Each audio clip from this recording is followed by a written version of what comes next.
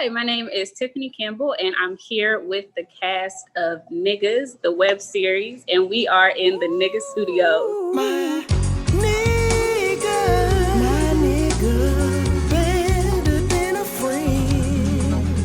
My nigga, there to throw them hands. My nigga. How's everybody doing? Good. I'm good. I'm Doing good. good. Good, man. Good, great. Now, I personally got a wind of Niggas when the intro video went viral. So can you all tell us the story about how that video came about? Like, how did that happen? Because it was everywhere. Oh, I was driving one day. I was at work. And for whatever reason, the Girlfriends theme just popped in my head, and I was singing it. And I thought, man, it would be funny if niggas had a show like Girlfriends, but it was for niggas. And I was like, man, that's a skit. That's a skit right there. So I jotted it down. Then I was like, damn. Because usually I quit on ideas because I was like, damn, I got to get into the studio. I got to sing the jingle. Then I got to find somebody to shoot it. And usually I quit on ideas when they take a lot to do. But for whatever reason, I saw it through, man. And here we are. I hit up Aaron because me, Aaron, and Talib had did a skit like maybe a few months back that was really successful. So I was like, I definitely want them to be a part of this one too. And yeah, it worked out. Aaron put it together, ironclad, and it was a hit. It was cool, yeah. So why did you name it Niggas? Because that's what would make it funny. It's not as funny with any other name. Like brothers wouldn't be as funny. Homies wouldn't be funny, but niggas is just the ignorance creates the laughter. And sometimes you just think of the laughter first. How did you cast the whole rest of the intro? Because you said T, Aaron, you guys were a part of it, but how did you find everyone else?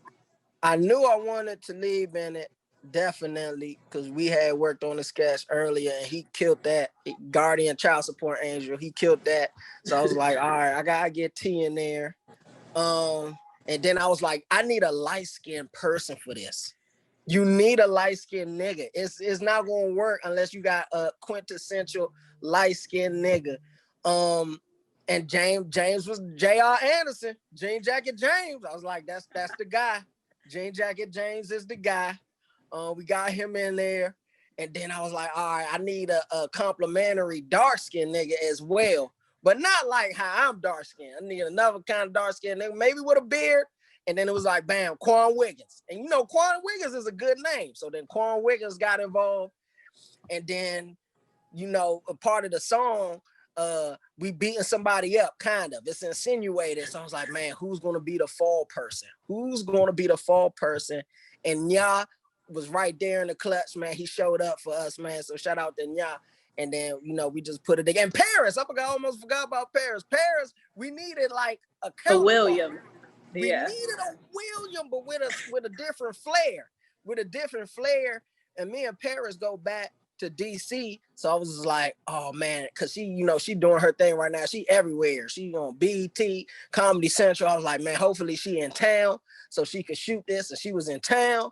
And then Paris got involved and it was beautiful. So the intro went viral twice. How did you guys feel the first time it went viral and then the second time? I think T had posted it on Twitter and it went viral again when Girlfriends had came back on Netflix, which was genius, by the way, to put that back in the atmosphere. But yeah, tell me about all of your experiences with the intro going viral. Did you guys expect that? Like, how did that work? I didn't expect it. I knew it would be funny, but I didn't think it was going to go viral like it went viral. So it was cool. It was overwhelming. It was. Yeah, I wish we had the show. I didn't know it was going to be that big. Cause then we could have followed up. We could have followed up directly after with the show. But I'm so excited to be here. I'm stuttering over my words. No, it was wild. Definitely overwhelming is a good word. So the first time Rollo ever sent us the track, like before we even taped anything, he sent us the track. And I remember me and Aaron, we worked together. So like we're sitting next to each other and I played the song. And I'm like, yo, this is a hit. I'm like, this is gonna be a hit. Like we gotta tape this. Like this is perfect. And then we tape it, put it out, and then so Rollo put it on Facebook, and I think he put it on Instagram too. But for whatever reason, like he ain't tell nobody he's putting it out. So I just remember getting texts on like a Sunday night, like, "Yo, this is funny as shit." And I'm like, "What are y'all talking about?" Like I didn't know it was coming out that day, and it was just like I'm just getting people hitting me up, telling me how great the thing is. I'm like, "Oh, this is all right, man. He put it out. This is good." And then when I put it up a couple months later on, because I put it up on Twitter the first time when we first put it out back in March before Corona happened, we put it up on Twitter. It did like 50 likes and like 50 retweets, nothing crazy. It was good, but nothing like went viral on Twitter. And then I just put it up on September 15th. I just put it up. Girlfriends that came out like maybe 5 or 4 days prior. And I just kind of just said, let me just put this up. And then within like, I think I didn't touch my phone for like 3 hours. I just, again, getting texts like, yo, this shit blowing up, this shit going crazy. I'm like, wait, what? I get on Twitter and it's like, it's up to thousands of likes and retweets. I'm like, oh, this is okay. This is cool. I'm like, shout out to the recycled content. This is perfect. Glad y'all catching on. Yeah, you guys got the attention of Oscar winner Matthew Cherry. I think Tracy Ellis Ross was like dancing to the theme song. Crazy. Good job. Well, actually, Talib responded to the video of Tracy dancing on the lot to it, and he linked the video to it. And the guy that posted that video of her doing it was like, "Oh, nice! I was looking for the actual video so I could show." Like that's so awesome. So awesome. So when did you guys actually decide to make the show, the web series? That was shortly after, I guess, the second wave hit, like the second viral moment. And we tried to but it was like in the middle of COVID, we tried to kind of like pull things together more quickly, but then we decided to like make sure the content was actually like solid before we're putting it out. But everybody here put in their own scripts, and we all kind of like spent time like really digging out the shows and the characters and stuff, and and then we started releasing it. So is everyone a writer on the show? Like who's written the first, I think you have 3 episodes up right now. Who's written the first 3 episodes? So I wrote the first episode, which was the Black Panther brothers. Talib wrote the second episode, which was the Stolen Package. And Rollo wrote the third episode, which is BYOB. And so like, as we do have the scripts, and everyone submits notes and stuff to everybody else. And then when we're on set, it kind of gets a little more freestyle, and that's when these guys really shine in their ability. And so, we do have our scripts, but a lot of the funniest moments that we get comes from like just genuine, just genius on set from these guys. So what can we expect from the rest of the season? I know there's only about 2 more episodes left. So what can fans look forward to? Well, more relatability for one. More brotherhood. I think what we have is really, really relatable. So I think they're definitely going to see more stories. They say, oh, that's something that we do, or that's something that we sing. So I think that's definitely going to continue to happen. Yeah. Black thing, especially like the Black Panther thing with the movie and the organization, that's stuff that's so relatable to us. And we're going to bring those type of stories. I feel like those things kind of get missed sometimes by the industry, those just little small details. So we're going to be bringing out some of those smaller details. How are y'all able to find 3 different Black Panther costumes? Like, that is wild. It was and random. coming in as a Black Panther, a literal Black Panther, was hilarious. Like, it was so, I think it really spoke true to all 4 of the characters and their personalities.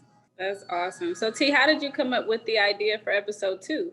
Honestly, it was kind of just having that mindset of knowing that, everything has to be taped in front of Aaron's crib or at Aaron's crib. So it's like, what happens inside the apartment? Like there's only so much you could write about. So I just thought about all the times my packages got stolen, and I was like, all right, well, let me put it on. Let me make it a little dilemma or like a little conflict where it wasn't really stolen, but somebody gonna think you stole it, because I feel like everybody's paranoid about packages anyway. So what is it like when you all get the script, like from the writer? Do you guys come together? Do you do like a reading, a type of table reading before, see what lines you're gonna keep, what you're gonna change?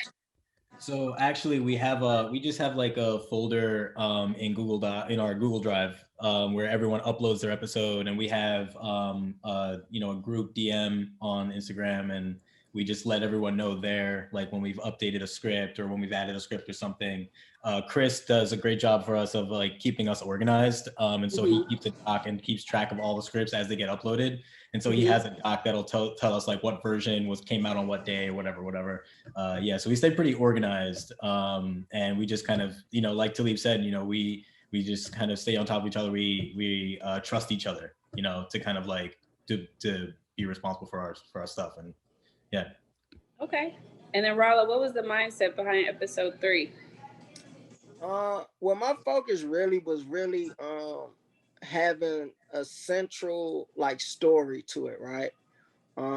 So my whole thing was, okay, why are we jumping Nya in the hallway? So my thing was like building up towards that. So that's what that episode was about. We meet in Black Panther Brothers, and then the tension is kind of built in the 3rd episode. So that was my idea for it. And the cold open happened when me like right after we shot the sketch, me and James were like in the train station, and he mentioned he had went to I think Dallas. He actually went to Dallas, and he was telling me about it, and then he mentioned the clubs or whatever, and then I think he said BYOB, and then my ignorant mind was just like, bring your own bees. That's funny. I mean, we should say that at some point during the show. And so that's how I got the cold open. I think the challenge is going to be getting or surpassing the humor in Black Panther Brothers, because I think that episode has like the most views. I think it had, the hardest laughs. So like that's where my mindset is. How can we get back there and go past it and just keep growing and keep getting better? Yeah, I think continuing to stay genuine to who the characters are, to yourselves, and just being funny and having fun with it. I think that will continue to grow. First episodes are always, just from my experience, they're always the strongest. They're always the ones that have the most views. People are getting hip to it. They want to see if they want to keep watching it, so they always have the most views. So just be encouraged, like it's going to keep growing. So in that vein, what is like the dream outcome for Niggas the Web Series? What do you guys all expect to get? How has the response been thus far? How are you guys feeling about it? It's cool just to put a production together and show that, this is our baby, and we're working as writers, so we're proving to ourselves that we can write and maybe expand into longer form writing, land writing gigs on other shows. So it's just an opportunity, I think, for me at least, to really sharpen the writing skills, and to have a production that people enjoy, that's stamped as something that's funny. Yeah, I think a big part of like writing and producing is like the only way to really get better at it is to do it. So, it's nice to be able to just, really, find that stone. I mean, it's kind of, again, like working with very hilarious people, both in the show and outside the show. I think just in itself is just like almost like steel sharpening steel a little bit, And I mean, just the process alone is kind of what I look forward to. It kind of inspires me to kind of like be, bring more out and things. Just because you in a synergy, of just funny shit happening coming from nothing, or just even what Rollo said. You heard BYOB and then that came to something, and then boom, boom, boom, and you kind of, you get inspired. You be, all right, cool. What's coming through my mind? Let me see. I can expound upon that and what have you. So, I mean, just the process. To be honest, I just enjoy just kind of acting with these guys. Everyone is funny. I agree with y'all as far as like the process, because for me, I've mostly done like dramatic acting. So I haven't really, even though I'm a comedian, I've mostly done dramatic acting projects. So I haven't really had a chance to do anything comedic. So this is like a great opportunity to explore that and like grow with that and really figure out like how to portray humor through acting, not just stand up. So that's really dope for me. You know what I mean? And it's also like dope to see a comedy project produced by all comedians, because I feel like that's what we grew up on. You know what I mean? With like Dwayne's and Eddie Murphy and Martin Lawrence and all those. Because when you have a comedy project produced by all comedians, the rhythm is just a little different. And I'm glad to be able to be a part of like us trying to like reinvent that. Definitely. I feel that energy because it's like I love the process of the writing and just the creating and everybody, you know, collectively coming together. But I mean, all of us collectively are comedians. All of us have worked as acting and trying to experience you know, the wave of entertainment and going through the ups and downs of that. So it's for me the entire process of us all coming together to piggyback off of what y'all said, is like the steel sharpening steel. Like I read somebody else's episode and I was like, I'm not about to be in here with that weak sauce. I gotta step my episode up. You know what I'm saying? Because, you know, we're looking at this collectively as like, this could be the launching of like a Black sitcom. So, I mean, things can grow before you even know it. And collectively coming together, I mean, we thought about this being like a serious Black sitcom. We felt like there was a void for that in the world. And what can we do to fix that void? Yeah, I agree with everything.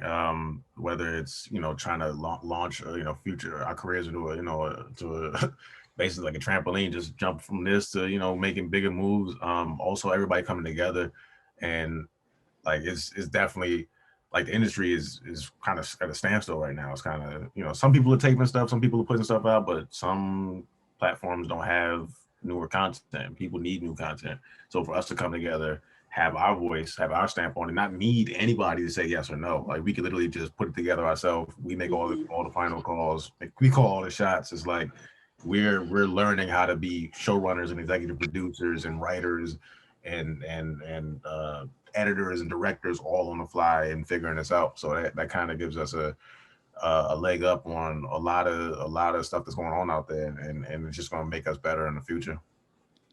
That's awesome. Well, I'm really excited for what's next for Niggas, the web series. I'm excited to see the next 2 episodes on the 1st and the 15th. I'll be laughing along with the laugh tracks that y'all have in there, which is hilarious to me, by the way. And it makes it feel like a real authentic show. And, you know, we really need that again, just those live interactive shows that we had. Just it reminds me of all the Black sitcoms that we had back in the day. So I'm excited and I look forward to it. And I'm sure I am not alone in those sentiments. Well, I appreciate your time today, guys. This was great. This was fun. I'm looking forward to more episodes, and I'm sure the audience is too. I hope you guys enjoyed this panel discussion with the cast of Niggas, the web series, and that you look out for new episodes on the 1st and the 15th.